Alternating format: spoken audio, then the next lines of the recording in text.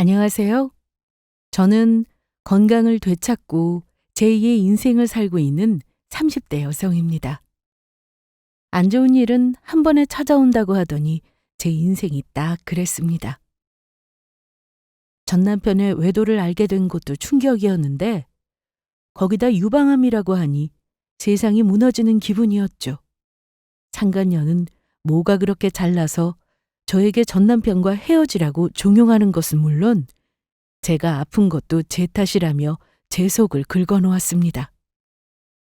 하지만 저는 그럴수록 더 마음을 독하게 먹고 치료도 잘 받아서 건강을 되찾았죠. 거기다 상간녀 소송으로 그 여자의 집안은 물론 회사까지 망신을 주었는데 평생 상간녀라는 꼬리표를 달고 살도록 만들어 주었습니다.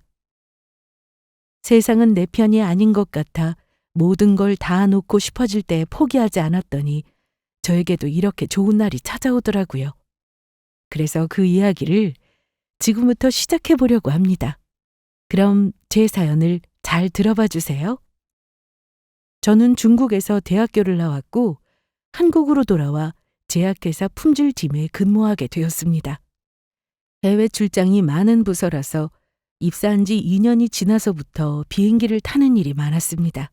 그리고 같은 회사 직원과 사내 연애도 시작했죠. 그때 만났던 사람이 전 남편이었는데 같은 회사를 다니다 보니 거의 매일 보고 밥도 같이 먹고 그야말로 급속도로 가까운 사이가 되었어요. 나이는 저보다 3살이 더 많았는데 일하는데 어려움이 있거나 하면 많은 도움을 주고 그랬습니다. 평소 제가 출장을 가면 항상 걱정이 많았는데 그래서 영상통화로 하루 한 번은 얼굴을 꼭 보려고 했고 전화도 정말 자주 했습니다. 시간이 맞으면 공화로 마중을 나오기도 할 만큼 다정하고 저를 많이 아껴주는 사람이라 결혼도 결심하게 되었네요. 전 남편과 저는 결혼 후에도 회사 생활을 같이 하면서 아주 잘 지냈습니다. 경희야, 짐은 다 쌌어? 응, 이미 다 했지. 이거 안 챙겼네. 뭔데? 영양제. 자기 오메가3 챙겨 먹어야지. 며칠 안 먹으면 어때? 안 돼. 얼른 넣어. 아니다. 내가 넣어둘게. 영양제 먹는 것까지 챙겨줄 만큼 섬세한 남자였어요.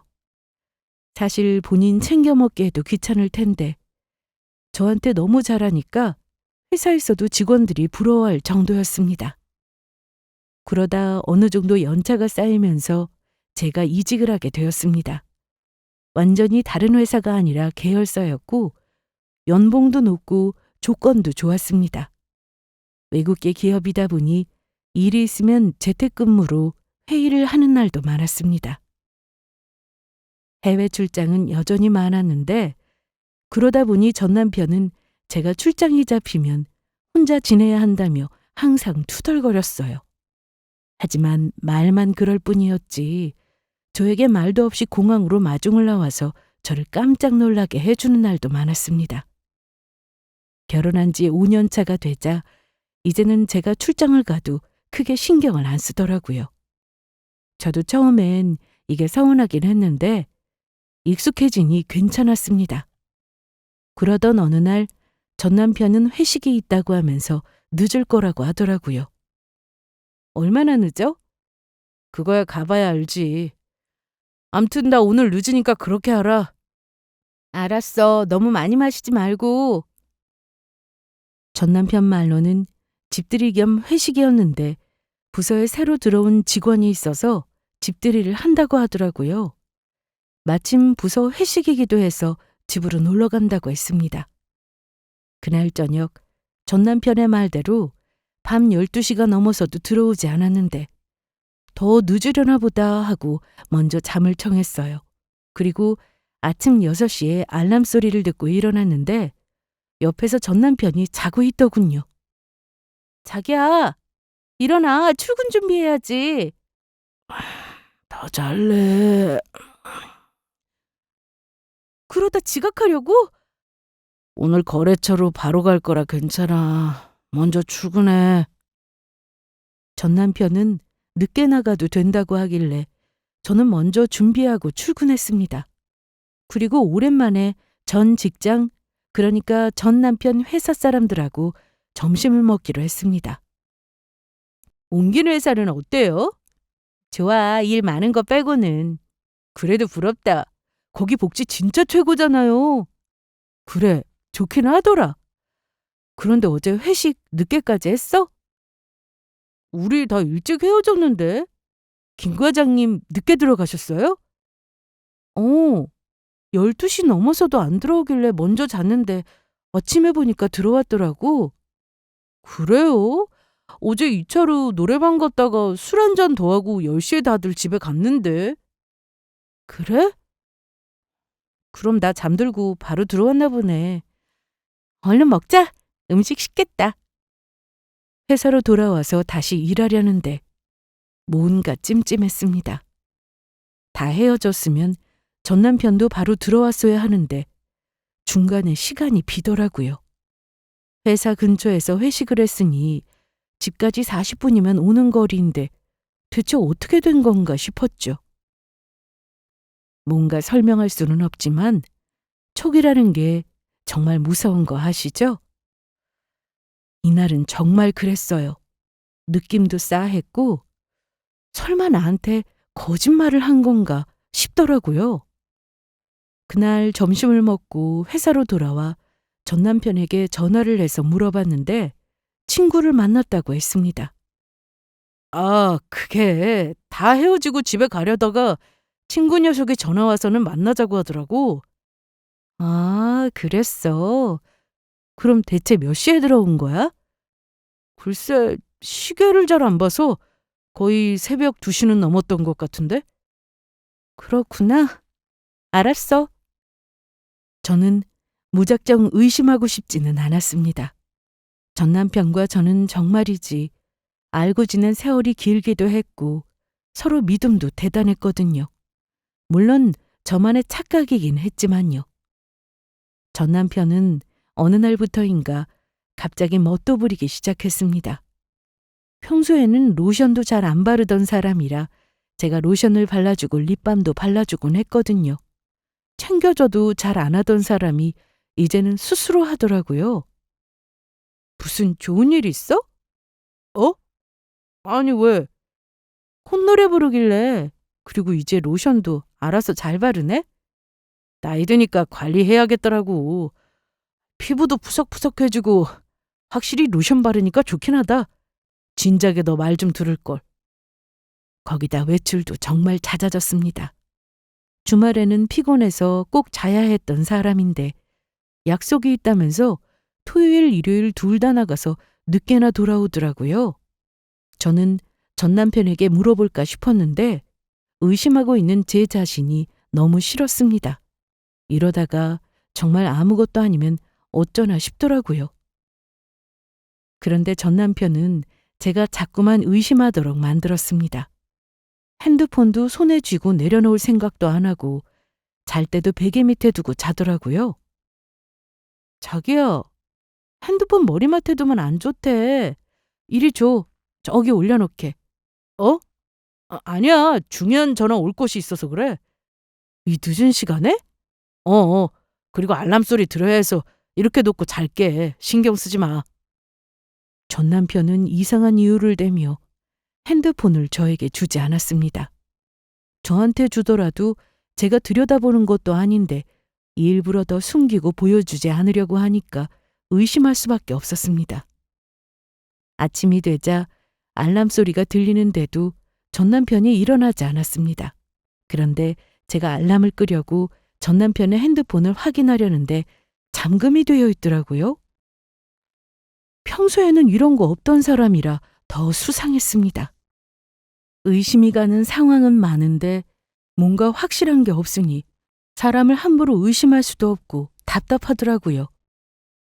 전 남편하고 문제가 생기니까 잠도 안 오고 회사 일에 집중도 잘 되지 않았습니다. 그러다 남편이 정말 바람이 났다는 사실을 알게 되었습니다.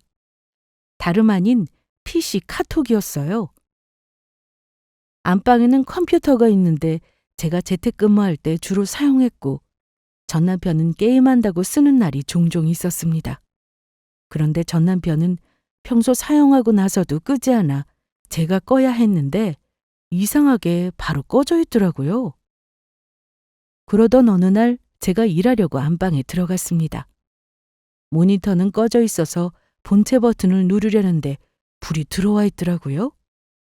전 남편이 컴퓨터를 쓰고 모니터만 끄고 나간 겁니다. 모니터를 켜보니 게임 사이트 창이 하나 열려 있었고 그걸 닫으니 카톡 창이 보였습니다. 핸드폰을 잠가놓고 손에서 놓지 않아 들여다볼 수가 없었는데 실수로 PC 카톡을 끄지 않고 나간 모양이었어요. 저는 이때 떨리는 심장을 부여잡고는 카톡 메시지를 하나씩 확인해 보기 시작했습니다. 업무 내용이 정말 많았는데 그중 수상한 이름이 보이더라고요. 애칭으로 보였고 이상해서 들어가 보니 상간녀가 맞았습니다. 내용은 정말 연인 사이에서나 주고받을 만한 내용으로 가득했어요. 그리고 나이가 어린 여자였는지 처음에는 존댓말을 썼는데 점점 반말을 했고 아주 서로 사랑하고 있다는 게 눈에 보일 정도로 내용이 기가 막혔습니다. 그리고 날짜를 보니 거의 매일 만난 것 같았어요. 그리고 메시지 확인 중에 그 여자 얼굴도 봤습니다. 잘 나온 것 같다면서 전 남편에게 그 여자가 사진을 보낸 건데 전 남편은 거기다 대고 너무 이쁘다고 답장을 보냈더라고요. 그냥 말이 안 나올 정도로 기가 막혔습니다. 특히 전에 회식한다고 늦을 거라고 했던 그날도 그 늦은 시간에 친구가 아닌 상간녀를 만나고 왔던 거였습니다. 메시지를 보니 의심이 갔던 부분이 모두 사실이었어요. 그걸 보고 있는데 손이 어찌나 떨리던지 일단 제 핸드폰을 켜서 사진을 찍고 영상으로도 찍고 증거로 남겨두었습니다. 그리고 메시지에서 그 여자 이름이 있길래 이름도 따로 메모해 두었어요. 전 남편의 외도가 사실이라는 것을 알고 나니 날벼락을 맞은 기분이었습니다. 어디에 말해야 하나 싶고 언니나 오빠나 모두 결혼해서 애 키우며 살고 있는데 제가 이런 얘기를 하는 게 좀 그렇더라고요. 제가 집에서 늦둥이로 태어나 부모님 나이도 많으셨는데 결혼해서 남편이 바람났다고 하면은 또 얼마나 걱정하실까 싶어 일단은 저만 알고 있었습니다. 그 다음부터는 어떻게 해야 하나 싶고 정신이 멍했는데 바로 변호사부터 찾았습니다. 살면서 변호사와 상담할 일이 과연 있을까 싶었는데 살다 보니 있더라고요. 그동안의 정황을 다 설명하고 증거도 있다고 말씀드렸더니 직접 방문해서 자세히 얘기를 나누고 소송 준비도 원하면 같이 해보자고 하셨습니다. 저는 틈만 나면 이런 상황에 어떻게 대처를 해야 하는지 인터넷으로 찾고 또 찾았는데 증거는 많을수록 좋다면서 블랙박스도 꼭 확인해 보라고 하더라고요. 며칠 뒤 저는 회사 출근 후 오후에 반차를 내고는 전 남편 회사로 갔고 사무실이 아닌 주차장으로 갔어요. 집에서 예비키를 가지고 나와서 전 남편 몰래 차량 안을 보려고 했습니다. 그런데 블랙박스에 있는 영상을 보고는 두 사람이 갈 때까지 갔구나 싶었습니다. 점심때 모텔에 들어가는 영상이 찍혀 있더라고요. 뒷모습이긴 했으나 전 남편의 모습은 명확했습니다. 그리고 차 안에서 둘이 나눈 대화를 들어보니 앞뒤가 아주 딱 들어맞았죠. 그날 이후로 저는 잠을 잘 수가 없었습니다. 평소 그렇게 다정하고 저밖에 모르던 사람이라 주변에서는 아직도 애척을 하고 부를 정도였는데 그러니 제가 충격을 받을 수밖에요. 저는 평소 눕게만 하면 바로 잘 정도로 잠을 푹 자는 사람이었는데 수면 부족으로 정신 차리기가 너무 힘들었습니다. 전 남편 얼굴만 보면은 화가 나고 제 옆에 오려고 해도 더럽게 느껴지더라고요. 거기다 스트레스를 너무 심하게 받았는지 원형 탈모까지 오면서 너무 힘든 날들을 보내고 있었습니다. 다음 날 아침 일찍 회사 건강검진이 있어서 일찍 자야 했는데도 결국 날을 새버렸습니다. 샤워하고 옷 입고 가방을 챙기고 있는데 전 남편이 또 한껏 꾸미고 출근 준비를 하더라고요. 일찍 일어났네? 오늘 검진 있어. 아, 벌써 검진이구나. 그래, 잘 다녀와. 전 남편은 제가 집을 나서는데도 끝까지 거울을 보며 치장하게 바빴습니다. 이날은 저에게 가장 최악의 날이라 아직도 기억이 생생한데요. 남편의 무관심이 아니라 병원에서 암이 의심된다는 말을 들었기 때문입니다. 다른 검사 다 마치고 유방 초음파를 하던 중이었는데 의사 얼굴 표정이 이상하더라고요. 그러면서 초음파 영상을 계속 들여다보며 모양이 좀 이상하다고 하면서 온 김에 조직 검사를 하고 가라고 했습니다. 많이 안 좋은 거예요? 그냥 뭐 좀 보이긴 하는데 혹시 모르니까 검사해보자는 거예요? 뭐가 보여요? 혹시 암 이런 건 아니죠? 초음파로 봐서는 모양이 좀 암일 확률이 높긴 해요. 그래도 조직 검사에서 아니라고 나올 수도 있으니까 너무 걱정을 하지 마세요. 작년에도 아무 이상 없었는데 갑자기 이런 말을 들으니까 불안했습니다. 검진이 다 끝나고 오후에 회사에 돌아와 남은 일을 하고는 힘들어서 일찍 퇴근하고 집에 왔는데요. 어쩐 일로 전 남편도 집에 일찍 들어오더라고요. 저는 그동안 수면 부족에 시달려 지친 상태였고 거기다 조직 검사까지 하고 그래서 너무 힘들었습니다. 샤워 후 바로 침대에 누워버렸는데 퇴근하고 들어온 전 남편은 그런 저를 보고는 어디 아픈 거냐고 묻더라고요. 아니야, 그냥 좀 힘들어서. 몸살 난 것 같기도 하고. 신경 쓰지 마. 그럼 내가 약 좀 사올게. 됐어, 안 먹어도 돼. 그래도 약 먹고 안 먹고 차이가 크지. 조금 있어봐. 금방 약국 갔다 올게. 됐다고 하는데도 굳이 약을 사오겠다고 하더라고요. 바람 피우면서도 이런 상황에 다정하게 약을 사온다고 하니 더 화가 났습니다. 하지만 몸이 힘들어서 화낼 힘도 없더군요. 그러던지 말던지 냅뒀습니다. 누워있으니 잠이 슬슬 왔는데 그때 거실에서 전화벨 소리가 계속 나더라고요. 한 번 끊기고는 또 오길래 결국 일어나서 거실로 나갔는데 전 남편이 폰을 두고 갔더군요. 그래서 받으려고 보니까 그 여자였습니다. 그 여자의 애칭이 눈에 확 들어오더라고요. 저는 받을까 말까 하다가 받았습니다. 여보세요?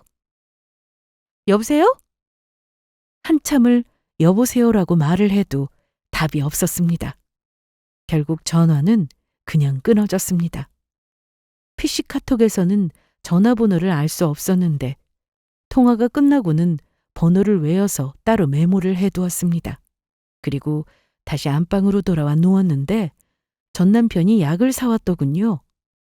그래서 옆에 두라고 하고는 혼자 쉰다고 했는데 갑자기 방으로 다시 들어와서는 경희야, 너 혹시 내 전화 받았어? 벨이 하도 울려서 받았어. 그런데 아무 말 안 하고 끊더라. 왜 말도 없이 내 전화를 마음대로 받아? 급한 전화인가 싶어서 받았어. 전화가 계속 오길래. 그런데 토끼가 누구야? 저는 그 상간녀의 애칭을 대놓고 물어봤습니다. 뭐? 토끼라고 뜨던데 누구냐고. 그냥 아는 사람이야. 앞으로는 내 전화 받지 마. 전 남편은 저에게 화를 내며 문을 닫고 나갔는데 좀 어이없었습니다. 뭔가 들켜서 더 화를 내는 사람인 게 바로 보이더라고요. 어차피 증거를 다 가지고 있었고 언제 터뜨릴지 기회만 보고 있던 중이었습니다. 일주일이 지나서 저는 병원으로 검사 결과를 들으러 갔습니다. 출근 전에 잠깐 들리는 거라 혼자 갔는데 결과는 유방암이 맞았습니다. 아닐 거라고 생각했지만 역시나 안 좋은 예감은 꼭 들어맞더라고요. 검사 한 번만 더 해봐도 돼요? 제가 그때 조직을 좀 많이 떼어내서 아마 정확할 겁니다. 분명히 작년에는 괜찮았어요. 가족 중에 암 환자도 없고 유방암도 없고요. 스트레스를 심하게 받아도 생길 수 있고 암은 가족력이 아니더라도 생기는 거예요. 그래도 아직 일기로 보이는데 크기도 작아서 괜찮을 거예요. 빨리 수술 날짜부터 잡으세요. 수술하면요? 괜찮은 거예요? 일기니까 치료 잘 받으면 돼요. 아침부터 유방암이라는 얘기를 듣고 나니 회사에 못 가겠더라고요. 결국 연차를 쓰고는 친정으로 갔습니다. 경희야, 전화도 없이 왔어? 그냥 오늘 회사 쉬는 날이기도 하고. 그런데 살이 왜 이렇게 빠졌어? 밥도 제대로 안 챙겨 먹고 다니는 거야? 아니야, 요즘 일이 많아서 그래. 저는 그렇게 방으로 가서 쓰러지듯 잤습니다. 오랜만에 푹 자고 일어나니 개운하더라고요. 마음 같아서는 며칠 더 있고 싶었는데 할 일도 많고 해서 금방 일어났네요.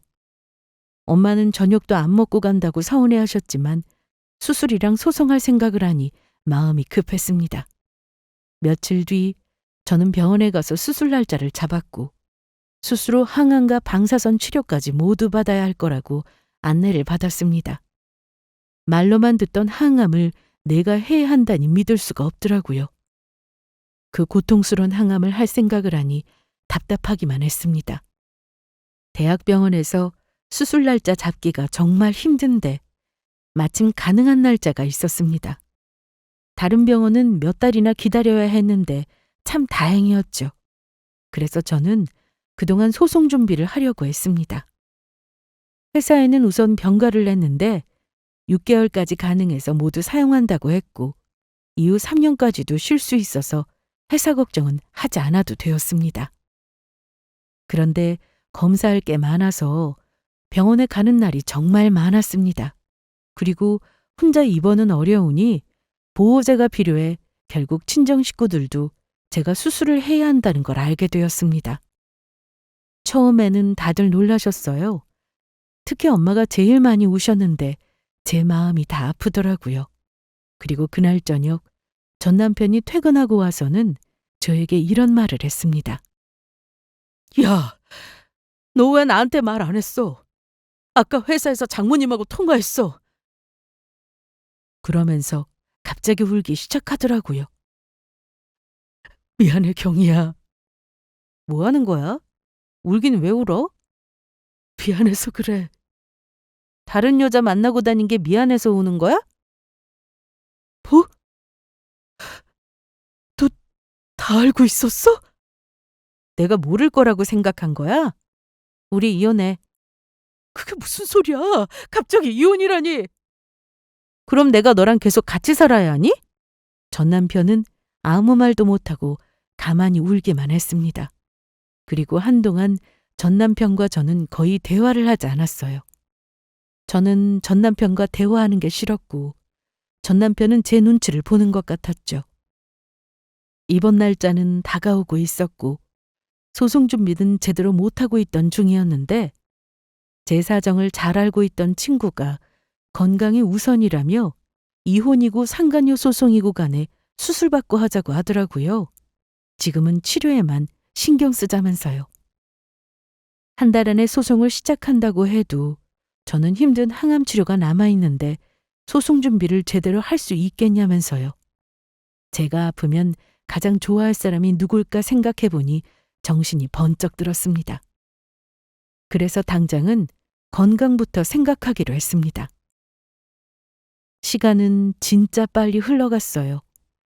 수술 날짜가 코앞으로 다가와 저는 짐가방을 챙겨서 엄마와 함께 병원으로 가서 입원을 했는데 생각하지 않으려고 해도 소송 문제가 해결되지 않아 내내 신경을 썼습니다.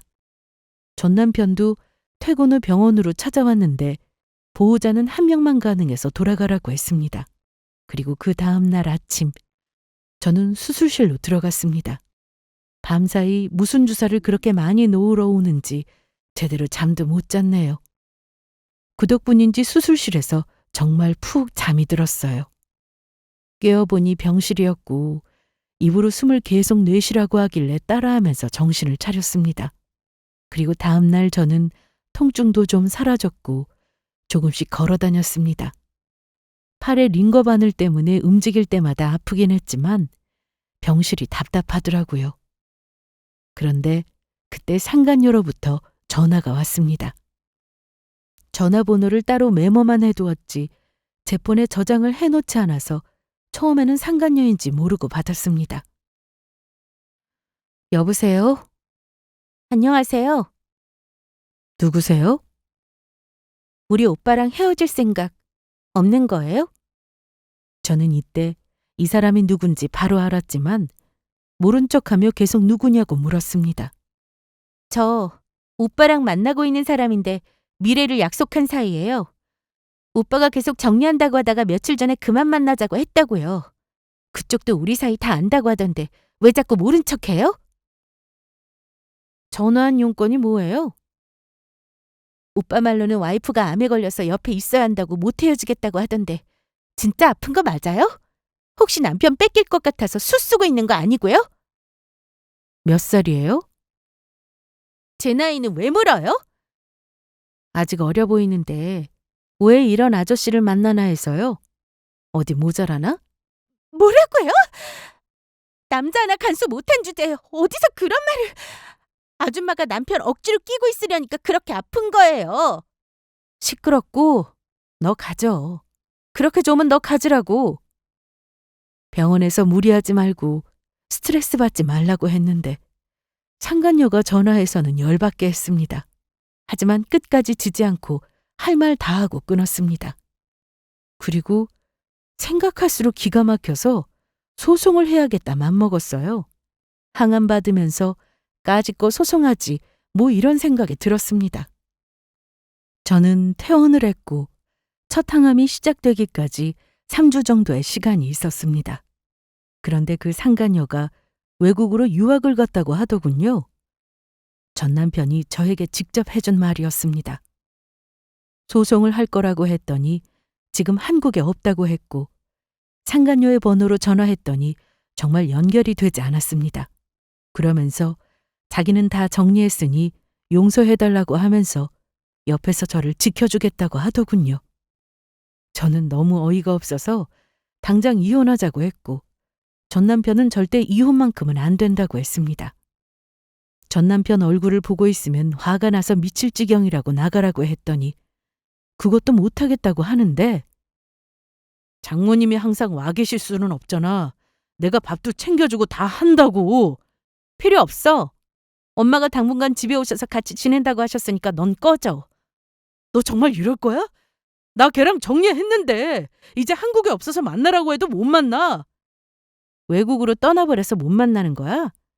그게 아니라 정리했다고. 그거야 나랑 상관없고 이혼해. 결국 저는 전 시댁에 전화를 걸었습니다.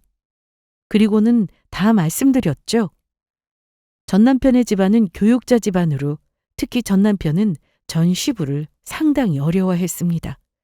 그래서 제가 전 시부와 통화하는 내내 안절부절 못하더군요. 친정에 다녀온다고 하셨던 엄마도 와 계셨고 얼마 뒤 전 시부와 전 시모가 함께 집으로 오셨습니다. 아니 언제 수술을 받은 거야? 왜 말도 안 했어? 사부인도 와 계셨군요. 네, 제가 옆에서 잘 챙겨야죠. 아휴, 죄송합니다. 얼굴을 못 들겠네요. 참, 영진이 이 자식 어딨어? 얼른 안 나와? 그러자 방 안에 있던 전 남편이 문을 열고 나왔습니다. 전 시부는 화가 난 상태로 남편의 멱살을 잡으며 네가 뭐 그렇게 잘나서 경이 두고 바람을 피워 바람을! 죄송해요. 그런데 다 끝났어요. 이제 다 끝난 사이예요. 사실이야? 응? 맞아요. 경희도 그거 다 알고 있어요. 다 끝났어도 바람 피운 건 사실 아니냐? 어떻게 네 애비 얼굴에 먹칠을 할 수가 있어? 여보, 여기 사돈도 계신데. 그렇다고 이게 좋게 말할 일이야? 혼낼 건 혼내야지. 아버님, 저 이혼할 거예요. 제가 끝까지 모른 척했으면 지금까지 둘이 계속 만나고 있을지 누가 알아요? 아니에요. 아버지, 저도 끝내려고 했다고요. 넌 내 자식도 아니다. 당장 나가. 어디 할 짓이 없어서 불륜을 입에 담기도 싫다. 당장 나가. 아버지, 잘못했어요. 딱 한 번이었어요. 용서해 주세요. 차라리 도둑질을 하지 그랬냐? 아이고, 아이고. 이날 전 시부는 전 남편을 두드려 패고 난리도 아니었습니다. 전 시모는 옆에서 말리느라 정신이 없었죠. 그러면서 전 시부는 불륜은 절대 용서 못한다고 하셨습니다. 아버지, 제가 경이랑 잘 얘기할게요. 그만 돌아가세요. 경이야, 네가 말해봐라. 전 싫어요. 이 사람 데리고 가주세요. 당장 따라 나서. 아버지, 경이야, 이건 우리 문제잖아. 나랑 얘기 좀 하자. 어? 싫어. 너랑 할 얘기도 없고 얼굴 마주하고 싶지도 않아. 결국 전 시부모님이 전 남편을 데리고 가셨는데 가서도 정신을 못 차렸는지 이혼은 못한다고 고집을 피웠습니다.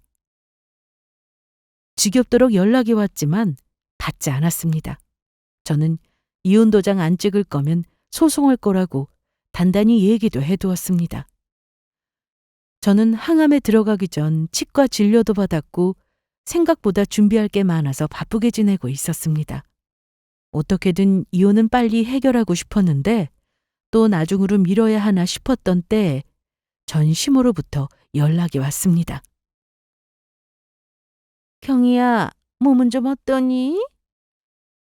아직은 괜찮아요. 그래, 음식 잘 챙겨 먹고 치료 잘 받아. 그리고 우리 영진이랑 이혼 소송은 안 하면 안 될까?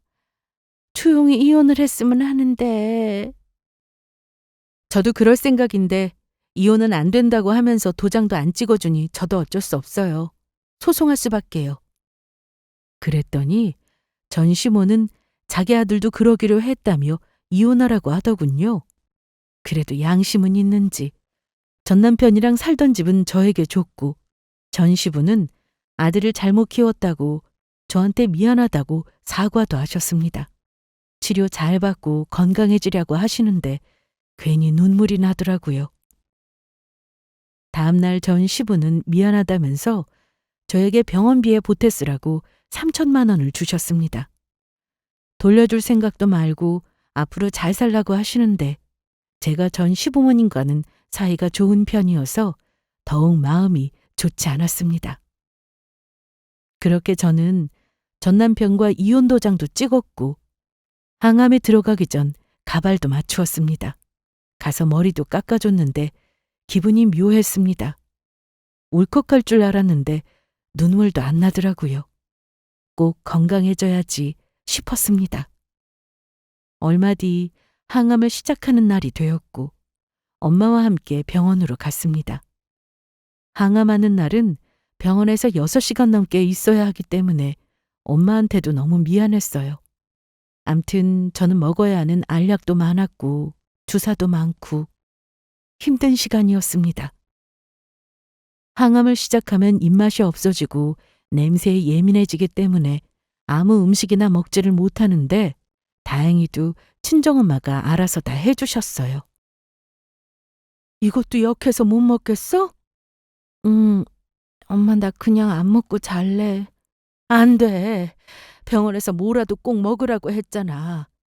자꾸 이렇게 안 먹으면 몸이 어떻게 견뎌? 엄마, 나 그럼 매운 것 좀 해줘. 그건 들어갈 것 같아.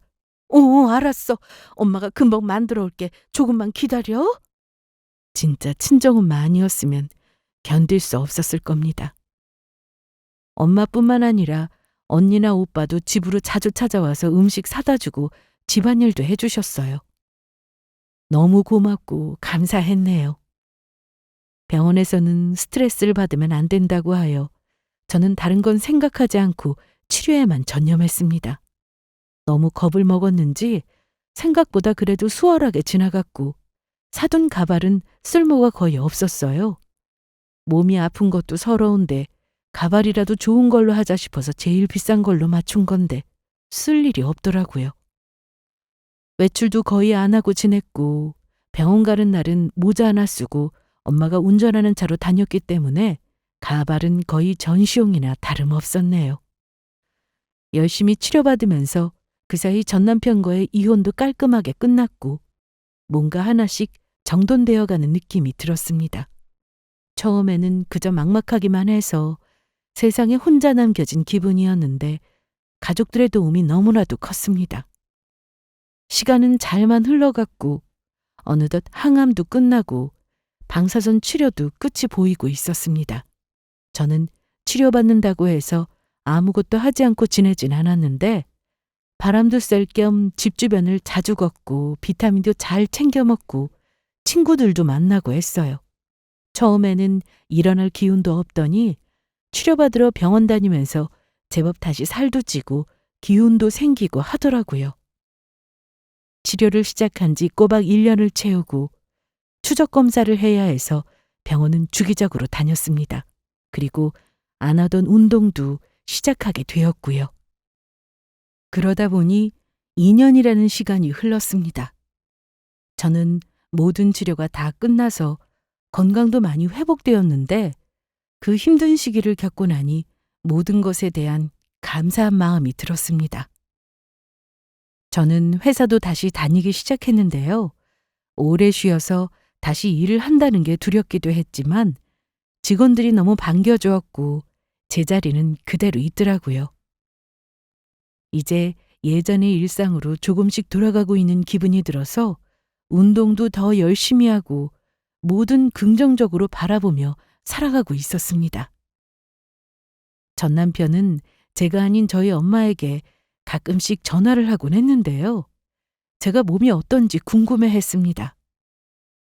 엄마는 이제 많이 좋아졌다며 신경 안 써도 된다고 했고 앞으로 연락하지 않았으면 좋겠다고 하니 더 이상은 연락은 오지 않았네요. 그러던 어느 날 친구에게 연락이 왔습니다. 제 사정을 잘 알던 친구요. 제가 상간녀 사진까지 보여주면서 속상했던 마음을 터놓고 그랬는데 이 친구가 다급한 목소리로 전화를 했어요. 경희야, 너 지금 어디야? 진선아, 나 집이지. 그런데 너 목소리가 왜 그래? 너 지금 당장 여기로 올 수 있어? 친구는 그때 남동생 상견례 중이었는데 저보고 그 자리에 오라고 했습니다.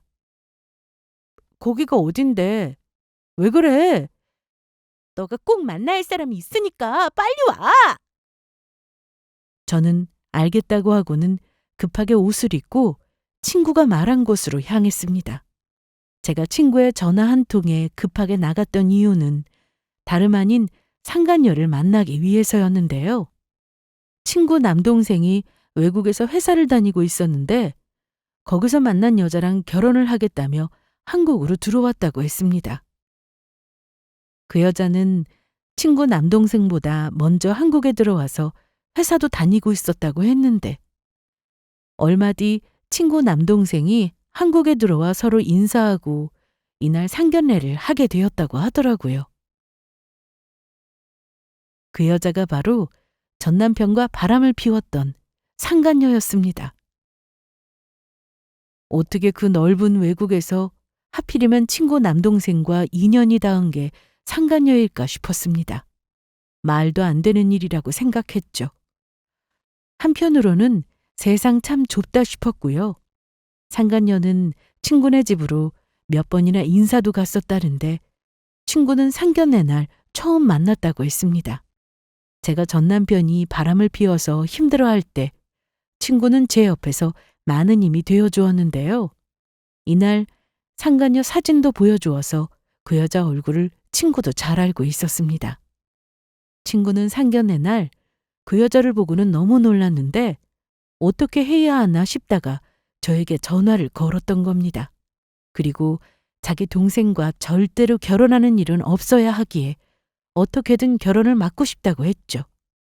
저는 운전할 자신이 없어 택시를 타고 갔는데 다행히 차가 막히지 않아 금방 도착했어요.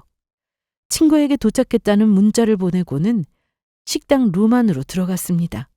문을 열고 들어가서 보니 제 인생을 망치고 도망간 상간녀가 앉아 있었어요. 이정민! 누구세요? 김영진 몰라? 네가 만났던 김영진. 어떤 사이길래 그 사람 이름을 말하는 거예요? 나 김영진 전 부인이야. 이제 내가 누군지 알겠어? 여긴 어떻게... 너 그 과거 어디까지 숨길 수 있을 거라고 생각했어? 우리 가정 망치고 너는 행복할 거라고 생각한 거야? 아니, 저 일단 좀 나가서 얘기를... 나가긴 어딜 나가? 여기 있는 사람들도 다 알아야 하는 얘기 아니야? 그 일은 우리 둘 문제잖아요. 아니지. 너랑 결혼하려는 사람 내 친구 동생이야. 그러니 더더욱 알아야 해. 그러자 상간녀는 얼굴이 빨개지면서 아무 말도 못했고 친구의 가족들이 뭐 하는 거냐고 저를 내보내려고 하자 친구가 설명을 했습니다. 진짜야? 정민이 너 진짜 유부남 만났었어? 말해봐. 아니지? 왜 말을 안 해? 자기야, 내가 다 얘기할게. 내 말부터 좀 들어봐. 듣긴 뭘 들어. 다 사실이잖아. 이게 대체 무슨 일이야? 너 이 결혼 절대로 하면 안 돼. 그러자 상간녀는 물잔을 들고 일어나더니 제 쪽으로 걸어왔는데 그때 친구가 그 물잔을 뺏어서 상간녀 얼굴에 부었습니다. 아이, 뭐 하는 거예요? 뭐 하다니. 지저분한 과거 속이고 어디 우리 동생이랑 결혼하려고 해? 제정신이야? 다 지난 일이고 만나기 전에 있었던 일이에요. 그럼 과거가 없어지나? 내 동생이랑 결혼해서 또 바람 피울지 내가 어떻게 알아? 이번엔 내 동생 인생 망칠 작정이야? 아니에요. 제가 왜 그러는데요? 그럼 그땐 왜 그랬어? 내 친구 가정 박살내고 왜 그랬냐고! 그날 정말 한바탕 난리가 났었습니다. 친구네 집안에서는 사기라고 상간녀를 상대로 해서 파혼 소송을 준비한다고 했습니다. 경희야, 잘 들어갔어? 집에 왔어. 너네 집 난리 났지? 괜찮아. 내가 이 정도 각오도 안 하고 너를 그 자리에 불렀겠어? 엄마 아빠도 놀라셨는데 결혼 전에 그 사실 알아서 다행이라고 하셨어. 내 동생은 충격이 좀 큰데 그래도 마음 정리하겠다고 하더라고. 그래, 다행이다. 그런데 나 때문에 미안하다. 쓸데없는 소리 하지 마. 내 동생 때문에라도 어떻게든 그 상간녀 혼쭐 내줬어야 해. 저도 가만히 있을 수 없었습니다. 수술 전에 다 모아뒀던 증거들을 가지고 다시 소송 준비를 시작했습니다. 다행히도 아직 소송할 수 있는 기한이 남아있더라고요. 그래서 그때 상담받았던 변호사를 다시 찾아가 상간녀가 한국에 있으니 빨리 소송을 하고 싶다고 했더니 소장 작성하는 것도 도와주셨습니다. 저는 이름과 연락처 외에 아는 게 없었습니다. 하지만 나중에 보정 명령이 떨어져서 조회가 가능하더라고요. 혼자서는 힘들었을 텐데 변호사를 통해 문제없이 진행할 수 있었습니다.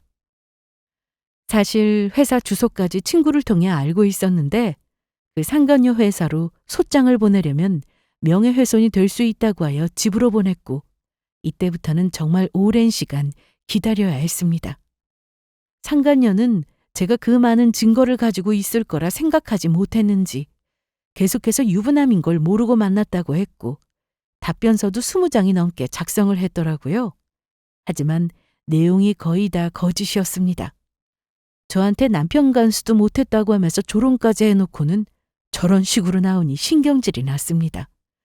거기다 전 남편이 이 사실을 알고는 저에게 연락을 해왔습니다. 제가 번호를 차단해서 연락이 되지 않으니 친정엄마에게 또 전화를 했더라고요. 자네 왜 자꾸 연락하나?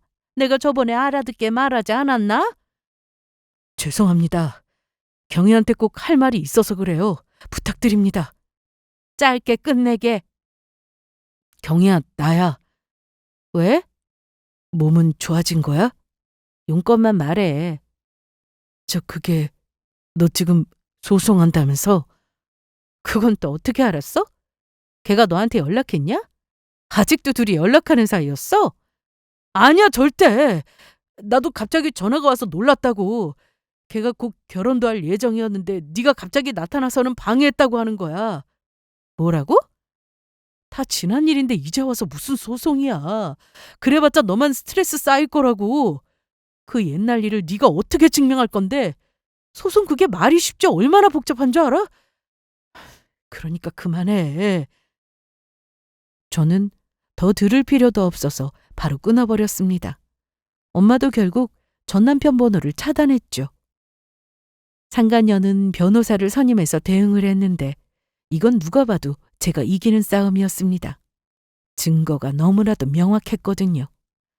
다만 재판이라는 게 제가 원하는 날짜에 열리는 게 아니어서 상당한 시간이 걸렸습니다.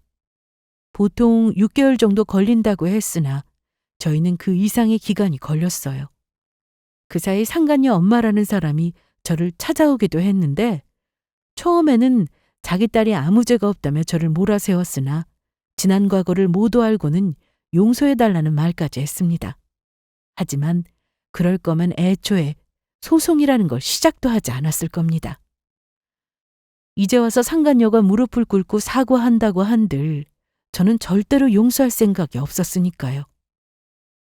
기나긴 재판 끝에 상간녀 소송은 드디어 마무리가 되었는데 판결문에 정확히 써 있더군요. 배우자가 있는 사람인 사실을 알고도 부정한 행위를 했고 그로 인해 제가 입은 정신적 고통을 배상할 의무가 있다고요. 돈이 문제가 아니었습니다. 그깟 위자료 몇천 나온 거 없어도 사는데 아무 지장 없었습니다. 저는 이 판결문으로 상간녀에게 평생 따라다닐 꼬리표를 만들어주고 싶었습니다. 이런 날이 오기까지 정말 오래 기다렸지만 기회는 오더라고요. 친구네 집안에서는 친구 남동생이 결혼 주소를 통보했다고 하는데 상간녀는 무슨 낯짝으로 그러지 말라고 매달리기까지 했다더군요. 집까지 찾아와서 다시 생각해보라고 애원했지만 받아주지 않았다고 했습니다. 그리고 얼마 뒤 상간녀 엄마가 저에게 연락을 해왔습니다. 예상대로 저한테 사과를 하고 싶다고 하더라고요. 사실 상간녀에게 받고 싶었는데 진심인지 제가 알 수 없으니 그지 부모한테 받는 사과로 만족했습니다. 경희야, 판결문 받은 거 축하해. 축하까지야. 어쨌든 네 덕분에 이렇게 소송도 하게 됐고 고맙다. 네 동생은 어때? 걱정 마. 자기도 결혼 잘못할 뻔했다고 다행이라고 하더라. 그리고 나 너한테 하나 더 해줄 말 있어. 뭔데? 또 뭐가 남은 거야? 아니, 그건 아니고 그 상간녀 말이야. 회사에서도 소문나서 잘렸대. 재판받는다는 얘기가 어떻게 퍼진 건지는 모르겠는데 그게 상간녀 소송이라고 밝혀지니까 회사에서 이미지 안 좋아진다고 퇴사 처리했다더라. 회사 잘리고 내 동생한테 전화해서 울고불고 하는데 내 동생은 또 전화하지 말라고 매몰차게 끊어버리고 암튼 시끄러웠는데 이제 정리가 좀 된 것 같아. 그랬구나. 그럼 네 동생은 계속 한국에 있어? 아니야, 원래 결혼하고 둘이 같이 돌아갈 계획이었는데 일이 이렇게 됐으니 혼자 간다고 하더라고. 회사는 계속 다녀야 하니까. 그래, 네 동생 잘 이겨낼 거야. 똑똑하잖아. 응, 그래야지. 암튼 너 고생 많았어. 저는 끝까지 상간녀 소송은 못하고 지나가다 싶었는데 이렇게 소송도 하고 위자료도 받고 판결문까지 받게 되어 정말 다행이라고 생각합니다. 그리고 전 남편이 저에게 연락했을 때 전 시부에게 바로 전화해서는 다시는 연락을 못하게 해달라고 했습니다. 거기다 상간녀와 다시 연락을 하는 것 같다고 했더니 이날 이후로 전 남편은 저에게 문자 한 통 없었습니다. 아마 전 시부가 조용히 넘어가진 않았을 겁니다. 제 사연이 정말 길었는데 이렇게 끝까지 들어주셔서 감사합니다. 저도 한때는 정말 행복한 결혼 생활이 있었는데 갑자기 남편의 외도에 거기다 제가 암이라는 사실까지 더해서 왜 나한테만 이런 시련이 생겼는지 세상이 원망스럽기만 했었답니다. 하지만 포기하지 않았더니 길은 다 있더라고요. 그리고 무엇보다 저는 지금 너무나도 건강하고 앞으로도 건강하게 잘 살 거예요. 여러분들도 항상 건강 잘 챙기시고 행복한 인상을 보내보시기 바랍니다.